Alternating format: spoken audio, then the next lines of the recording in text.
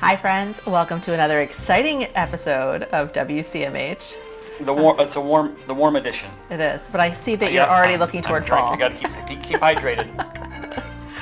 Too funny. Yeah, keep hydrated. That's for sure. Yep, important, very important. And I think you've been out in the field a lot this week, doing some research. I doing did. A reporter on the scene. Yep. Last Friday, I got to spend some time up with Gail Ashley and Mel Gergenti in training and development, and we've got some really exciting things to share. What'd you find out? Well, one is that what we've known for training and development for a really long time is actually going to be known by a new name.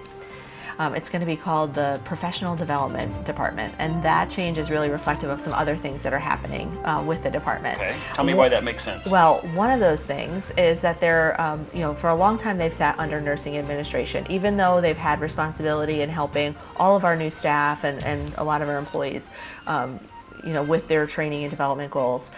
They're now going to be under human resources.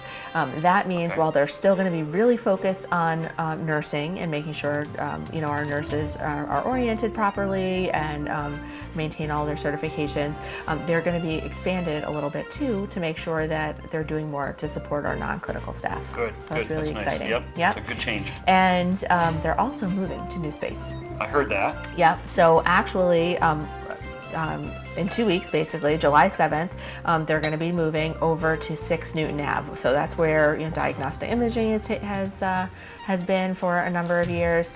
So that's where their new space is going to be. The move itself is going to happen on July 7th, and then they're going to go live in that new space on July 14th. Okay. All of this stuff is kind of happening at the same time, but for different reasons, yes. I would say. Yes. Yes, they are moving because the space that they currently occupy is going to be our new infusion center. But Part of phase 2. Yeah, and it was interesting talking to Gail. She's actually been in that space for 20 years. Wow, that's a long time. Yeah, it really is. It really is. So it's going to be a huge shift for her, but it's going to be a nice new space over in the other building, I think. Nice change. Yeah. We'll work through it, and I like the name change. Yeah, me too. And then plus all the non-clinical staff gets the advantage of it as Yeah, well. So. yeah, absolutely. Like expanded offerings for Great. everyone. One thing is not changing, and that is the location of the RQI system, the station. Robot. Yep, that is going to stay on the 3rd floor. It's going to move to a new location on the 3rd floor, down by where BJ and Patty's office is. It used to be nursing administration. So that will to make sure that nurses have 24/7 access to that station. For so their that continued education. that's right. And To make working. sure they're current on their CPR, ACLS, and PAL certifications. And that's a new system, so it's Yeah. important to keep it Yep. top of mind. Yep, absolutely. That's a good idea. Definitely. So we wish our friends in the new professional development department the best with their move. I know that's a lot of disruption, and to go through things that have been in that office for 20 years, that's a lot. Yep. Yeah. But yeah, wonderful things ahead. So Growth for that team. That's great. yeah, Good job. yeah, really wonderful. So what else do you have for us? Well, I've got an anonymous patient feedback, I guess I would call it, but it's a shout out for our lab team. Sneaky. Yep, this is from an employee who wished to remain anonymous. And they wrote to me and said that anonymously, as a patient receiving a lab draw, I'd like to say the CMH lab staff is awesome. I'm not an easy stick due to veins below the surface, but recently Carolyn Gross drew my blood work. She was great. We were chatting, she had my blood drawn quickly, and I was on my way. A shout out to the CMH lab team, especially to Carolyn, who made my visit a pleasant one. Wow, nice. Yeah. I know that's, when people have blood drawn, it can cause a lot of anxiety.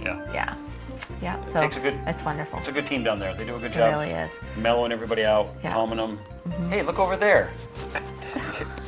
Maybe not that. I don't think that's they a do tactic that. I might use, but I'm sure they're better than me. It's probably why you don't work in the lab. I'm sure that's one of the reasons. Speaking of blood, July 2nd, we have our second blood drive of this year coming up very soon.